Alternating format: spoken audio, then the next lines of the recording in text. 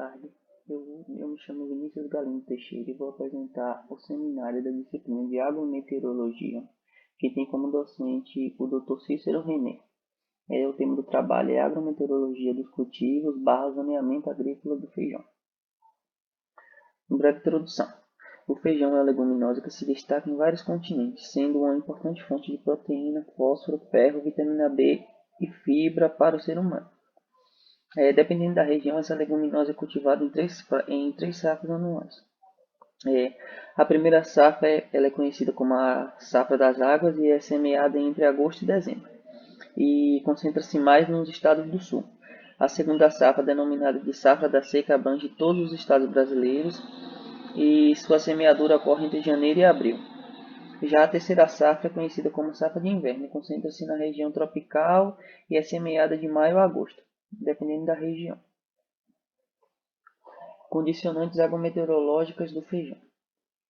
Disponibilidade hídrica. O consumo de água é variável com local, estágio de desenvolvimento e época de semeadura da cultura. O maior consumo ocorre na floração. Um estudo realizado em Barreiras observou que o maior consumo, que dá na ordem de 5,3 milímetros dia, ocorre no período que compreende entre 52 e 58 dias do ciclo.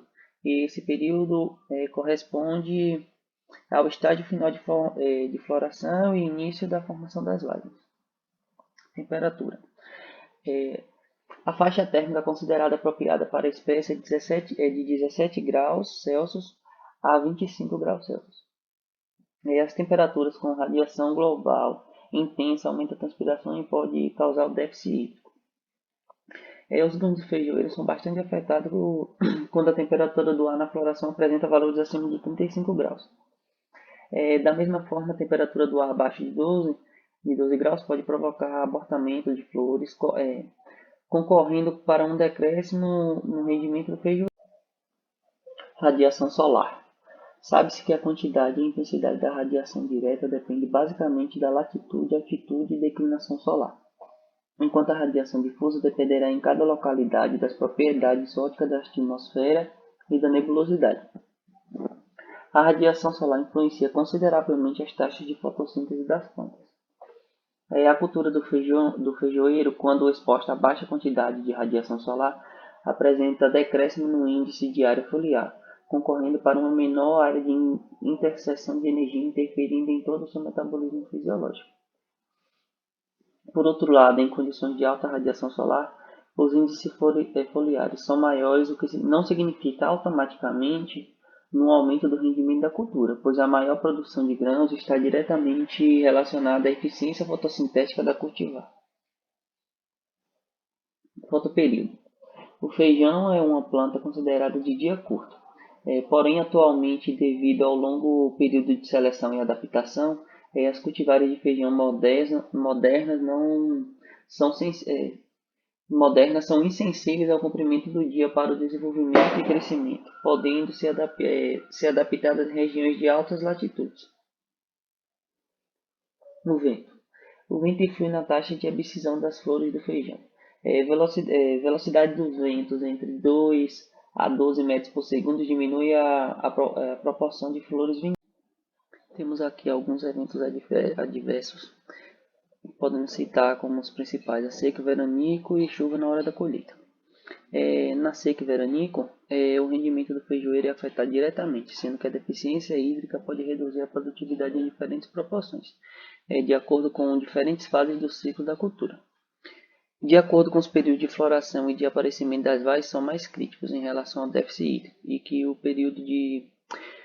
período de crescimento vegetativo, sendo este por sua vez mais crítico que o período de maturação das vagens.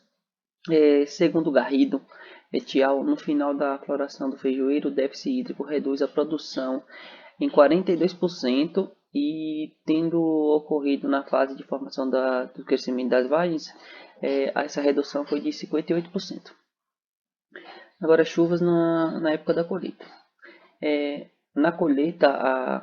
Chuva na época da colheita acarreta em atraso na colheita, redução na produtividade devido ao acamamento das plantas, Germinação dos grãos ainda na vagem devido à alta umidade e ao atraso na colheita, ocasionando a quebra do rendimento e da qualidade dos grãos.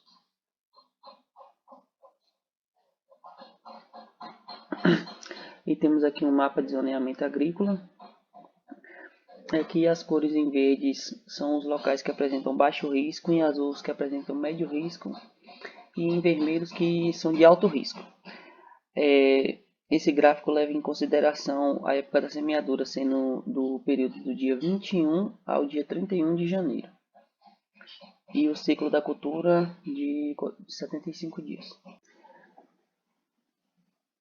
Agora eu vou falar um pouco sobre esse artigo. A análise espacial da produtividade do feijão nos municípios paranaenses nos anos 2006, 2010 e 2014.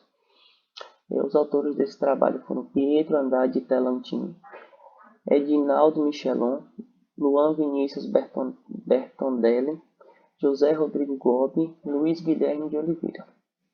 O objetivo do presente estudo é analisar o padrão de associação espacial da produtividade do feijão em relação à terra do Paraná, no Paraná, nos anos de 2006, 2010 e 2014. Aqui temos os mapas de zoneamento agrícola para a cultura do feijão. Aqui temos o mapa da primeira safra. Temos também o mapa da segunda safra e também o mapa da terceira safra.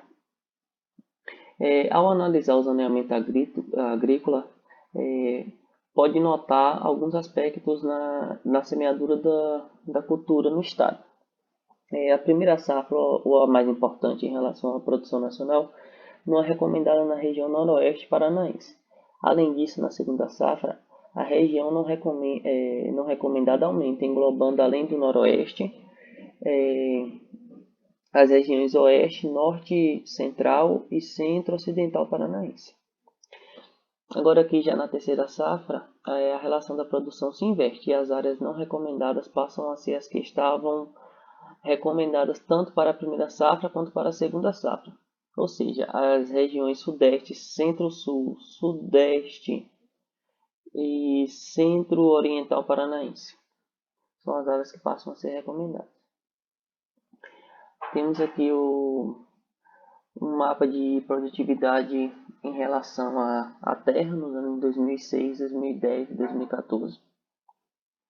E esses dados foram elaborados pelos autores a partir de dados já pré-existentes do IBGE e do IPA.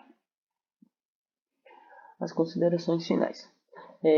O presente trabalho mostra a importância econômica da cultura do feijão no Paraná. Além disso, foi possível analisar a distribuição da produtividade do feijão em relação à terra no estado. Dos dados descritos, foi possível afirmar que a média da produtividade está aumentando, mesmo que acompanhe o aumento de culturas destinadas à exportação. Aqui estão minhas referências e muito obrigado pela atenção.